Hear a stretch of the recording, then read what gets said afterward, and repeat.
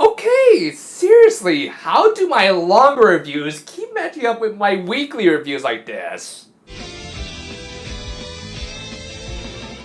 Apparently last week's pre-show intro was incomplete, as this week we got one last little animation at the end with Nodoka looking up at the sky asking how the Earth was doing.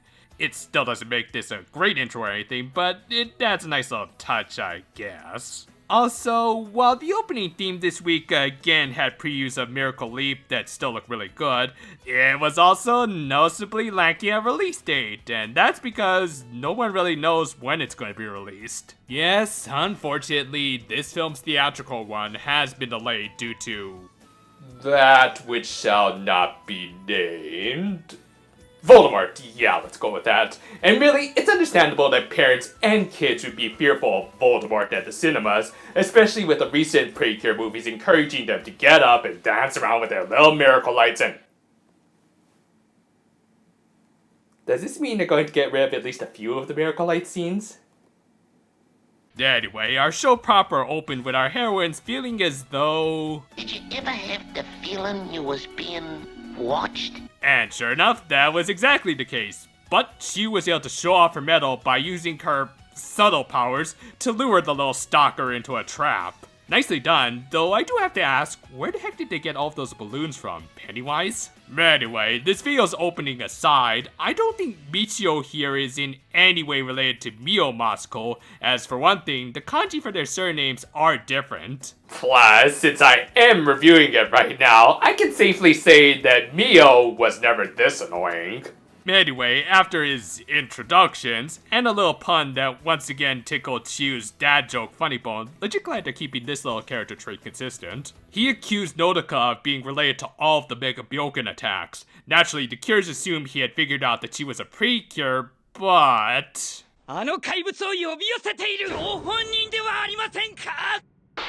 last time I checked, you were part of a personified viral infection. To be fair, he did have sound logic backing him, as he pointed out the fact that the Byoken Kingdom started attacking the very day she arrived in town. Speaking of whom, our villains were having a typical quarrel session for antagonists trying to figure out who was the biggest screw-up. Guaiwaru by far came up with the best argument for why he accomplished the most of his team.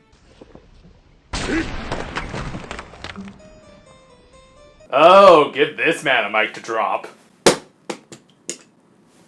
I hope that didn't legit break.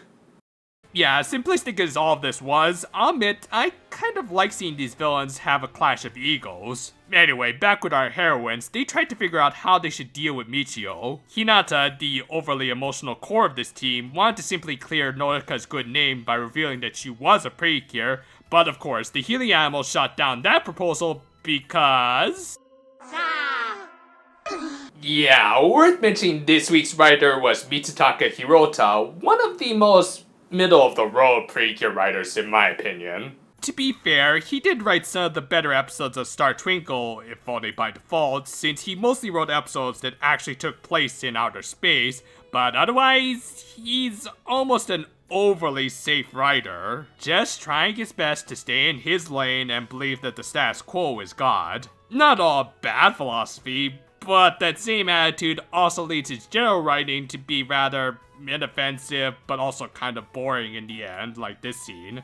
Anyway, Nodoka figured that at the very least, she should try and keep her teammates' secrets safe, so like a good leader, she made the executive decision that they should start socializing less at school. They didn't exactly follow through with this plan all that well, mostly for the sake of some cheap jokes, again signature Hirota. Still, someone I will give credit to in this episode is the stealth MVP, Chiu, as she managed to provide a distraction for Nodoka. She created a front-page worthy story of her breaking the school record in high jumping right within earshot of Michio. Good stuff that shows off Chiu's quick thinking and even seems to be tying into next week's episode. Pair that up with the scene from earlier, and I'm legit considering receiving my negative opinions on this girl from episode 3.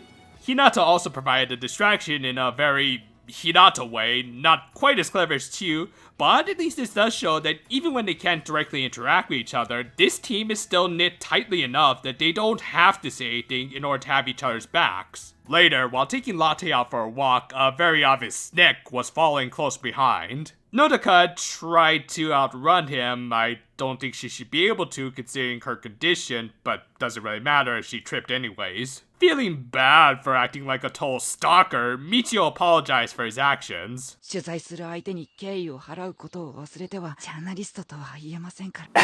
Yeah, kid, I'd hate to bear the bad news to you, but that's really not how journalists work these days.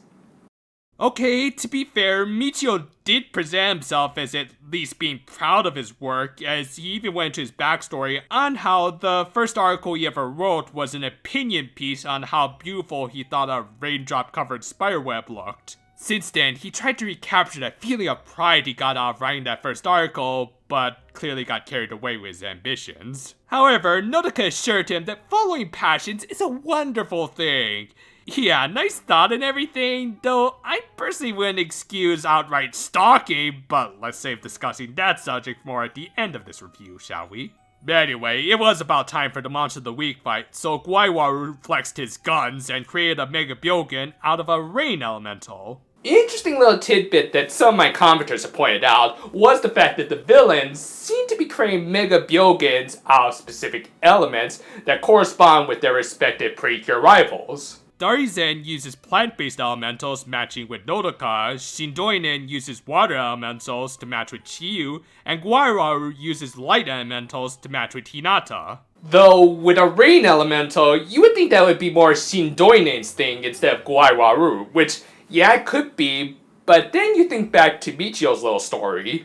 As he pointed out, they acted as prisons that took in sunlight to create miniature rainbows on the web. Thus, just like the mirror he used for his first Mega Byogen, I think Waiwaru is going to be the Kanzaki of the show, and use any objects that reflect light to create his monsters. Yes, I know it's quite a bit of a stretch, but you gotta admit, it's hard to work with light as an element, and if anything, I know that Hirota always at least tries to work with the established canon of the show he's working on. Which might be the real problem here. Anyway, since he just so happened to be nearby, Michio was able to confirm that his theory about Nodoka was incorrect. Still, as a good journalist, he couldn't let a good interview slip him by, and I'll say right now, while many of Mitsutaka Hirota's jokes don't exactly land with me, this one legit made me laugh.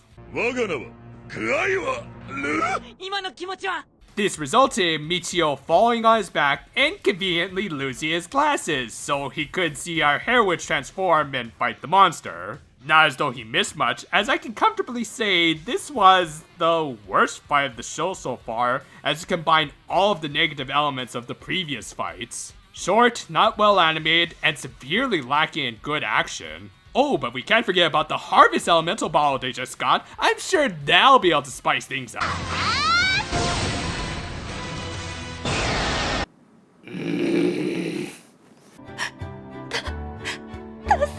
So, after that weak sauce that we'll talk about more in just a minute, they defeated the monster and rescued the little raindrop. Thus, the episode ended with Michio not getting his story, admitting to Nodoka that he was wrong about her, but still, he did discover one secret about all three of them. They were close friends. Well, duh. Whew, okay, finally, we broke the chain, and I can now safely say that I just watched a very meh episode of this show. I mean, it wasn't necessarily bad, as it did have a few good bits here and there, but at the same time, it also had one really bad element, or in this case, elemental. Yes, much like my complaints regarding the star pens, I do have to point out when a power-up under-delivers. Now granted, I will say, at least it's not just a stock animation, and the charge-up animation only takes a few seconds of screen time, but still, really just a little projectile. I guess this might be a case of the leader getting the vanilla attack, and maybe Chiyu and Hinata will get something more unique. I mean, these bottles are supposed to be important story elements, so I would think they should be able to do more with them. We'll just have to wait and see, I guess. Now, with that said, the rest of the actual episode was fine. The main purpose of this particular story, judging by his appearance in the preview and his addition to the toy website, seemed to be to introduce Michio as a supporting character in the show. And while I don't outright hate the kid, he's certainly not winning me over with his antics, including being a total stalker, which Nodoka just excused, because yeah, that always works out in real life, don't it? Still, I guess some of the comedy did hit, and while he can't seem to write action all that well, I do like some of Hirota's writing for casual interactions, like with the villain trio, and Chiyu was the sleeper hit of this episode, no doubt. Overall, not a great episode, and I certainly wouldn't expect any series to battle home run in every episode, so unless this stuff piles up, I won't demerit the series as a whole just yet.